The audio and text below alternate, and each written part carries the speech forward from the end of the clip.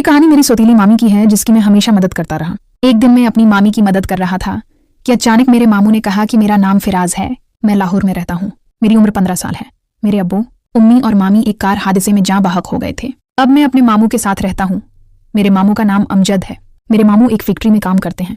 मेरे मामू रोजाना एक लड़की को घर लेकर आते थे और उसके साथ अपनी रातें रंगीन करते रहते। एक दिन मैंने अपने मामू के कमरे से अजीब सी आवाजें सुनी, तो मैंने कमरे की खिड़की से जो देखा, मेरे तो होश ही उड़ गए। मैंने मामू से कहा कि आप दूसरी शादी कर लें। मेरे मामू ने दूसरी शादी कर ली थी।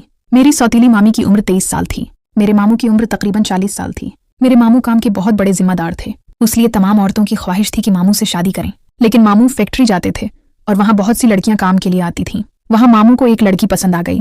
वो लड़की भी मामू से बहुत मोहब्बत करती थी और मामू से मिलने जाया करती थी, इसीलिए मामू को इससे प्यार हो गया था और इसी को मेरी सौतीली मामी दुल्हन बनाकर घर ले आए थे। मैं मामी और मामू का अकलौता भांजा था। मेरे बाद मेरा कोई भाई बहन पैदा नहीं हुआ था, इसलिए मेरे मामू मुझसे बहुत मोहब्बत करते थे और इसी वजह से मेरी सौतीली मामी भी मेरा ख्याल रखती थी। मेरे मामू सुबह फैक्ट्री में काम करने निकल जाते थे, तो मैं सुबह 8 बजे स्कूल चला जाता था। मैं 9वीं क्लास में पढ़ रहा था और दिन को 2 बजे वापस आ जाता था, तो मेरी सौतीली मामी मेरे लिए खाना वगैरह बनाकर रख देती थी। मैं घर आकर खाना खा लेता और अपने कमरे में चला जाता, वहाँ फिल्में वगैरह देखता।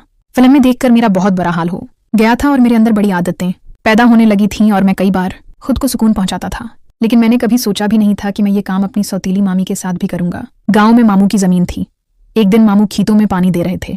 वहां हमारा अपना ट्यूबवेल था, इसलिए मामू ने फोन किया था कि वो आज रात घर नहीं आएंगे, इसलिए तुम दरवाजा वगैरह लगाकर सो जाना।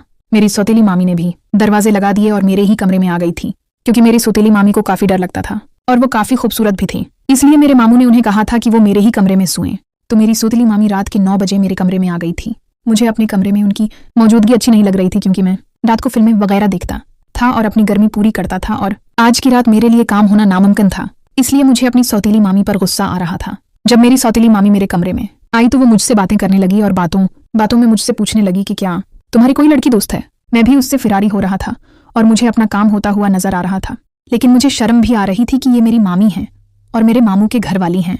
मगर मेरे अंदर का शैतान मुझे समझने नहीं दे रहा था और अपनी सौतीली मामी के साथ ही मैं वो काम करने लगा था जो मुझे अपनी बीवी के साथ करना चाहिए था। तकरीबन जब मैंने खुद को अच्छी तरह आराम दे लिया था तो मुझे एहसास हुआ कि मैंने अपनी सौतीली मामी के साथ बहुत गलत किया है।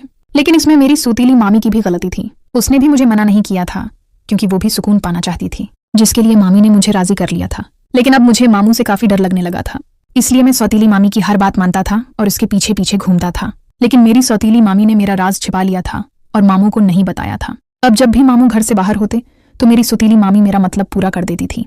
मुझे भी उसके साथ करने से बहुत सुकून मिलता था और मैं उसका आदी हो चुका था। हमारा ये खेल तकरीबन 4 साल तक चलता रहा। फिर मेरी सौतीली मामी ने मामू से मेरी शादी की दरख्वास्त कर दी थी।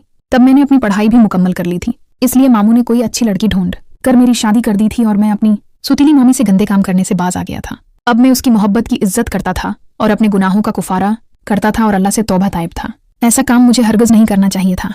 वो सौतीली थी लेकिन मेरी मामी थी, इसलिए मुझे बहुत शर्मिंदगी होती थी। अगर कहानी पसंद आई हो तो वीडियो को लाइक करें और चैनल को सब्सक्राइब करना मत भूलें। शुक्रिया।